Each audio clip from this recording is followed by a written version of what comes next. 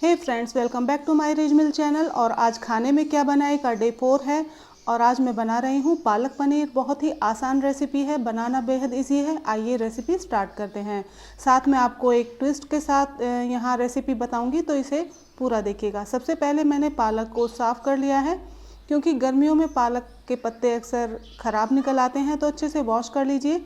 अब एक पैन में मैंने पानी डाला है और पत्ते डाल दिए हैं। तो मैंने यहाँ एक बंच पालक लिया है और जब इस तरीके से बॉईल हो जाए पालक, तो उसी टाइम आप क्या कीजिएगा, गैस की फ्लेम को ऑफ़ कर दें और जो बर्फ़ का पानी है उसमें इसे ट्रांसफ़र कर दीजिए। अब सीधा ही मैं इसे मिक्सी की जार में डालने वाली हूँ और इसे बारीक पीस लूँगी। तो साथ में मैं इसके डालूँगी 3 से 4 हरी मिर्च। को जितना पसंद हो उस हिसाब से यहाँ ऐड कीजिएगा। तो पालक हमारी पीस के तैयार हो गई है। थोड़ा सा मैंने जार को धोकर यहाँ डाल दिया है।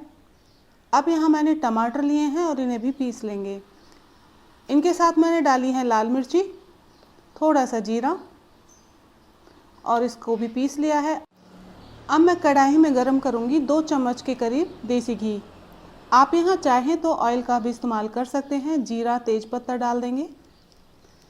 थोड़ा सा बारीक काट के मैं यहाँ लहसुन डाल दूँगी और 2 साबुत लाल मिर्ची ऐड की हैं। हल्का सा लहसुन भूनने के बाद मैं यहाँ प्याज डालूँगी। मैंने 3 से 4 प्याज का यहाँ इस्तेमाल किया है, बारीक काट लिया है। और जब प्याज अच्छे से भून जाए, इसका हल्का सा कलर चेंज होने पर मैं यहाँ डालूँगी टमाटर को पीस के जो हमने रखा था, ऐड कर देंगे। अब कुछ मसाले जाएंगे। स्वाद अनुसार नमक 1/4 चम्मच, हल्दी ऐड की है। थोड़ा सा मैंने यहाँ डाला है हींग और लाल मिर्च अपने अकॉर्डिंग आप डाल सकते हैं। मैंने आधा चम्मच ऐड किया है। लहसुन अदरक का पेस्ट डाला है। और जैसे जैसे आप इसे भूनेंगे इसका कलर चेंज हो जाएगा। आप यहाँ देख सकते हैं, साइड से आपको यहाँ ऑयल नज़र आ रहा होगा। गैस की फ्लेम को ऑफ कर दिया है और एक कटोरी दही रूम टेम्परेचर वाली ली है। ज़्यादा ठंडी बिल्कुल भी नहीं होनी चाहिए और ताज़ा दही लें तो ज़्यादा अच्छा है। एक बार अच्छे से इसे फेंटने के बाद मैंने इसमें ऐड कर दिया है।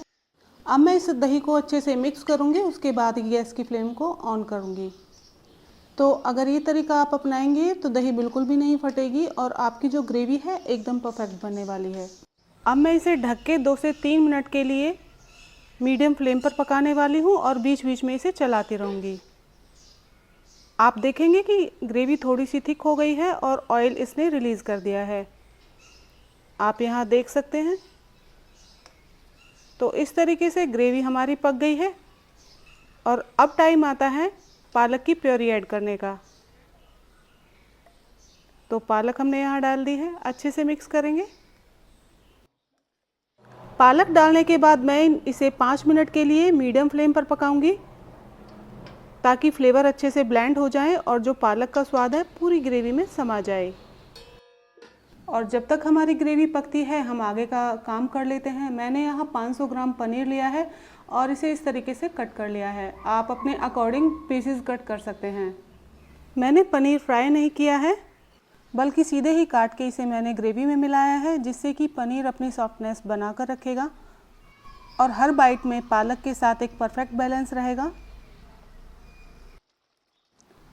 पनीर बहुत ज़्यादा सॉफ्ट है तो ध्यान रखिएगा, इसे डालने के बाद थोड़े हल्के हाथों से आप मिलाइएगा। पनीर को डालने के बाद यहाँ मैं सिर्फ 2 से 3 मिनट के लिए इसे पकाऊंगी, ताकि पनीर गर्म होने के बाद ग्रेवी के साथ अच्छे से सेट हो जाए। यूनिक टेक्सचर और क्रीमीनेस के लिए मैंने छोटे छोटे से टुकड़े पनीर के क्रश करके यहाँ डाल दिए हैं।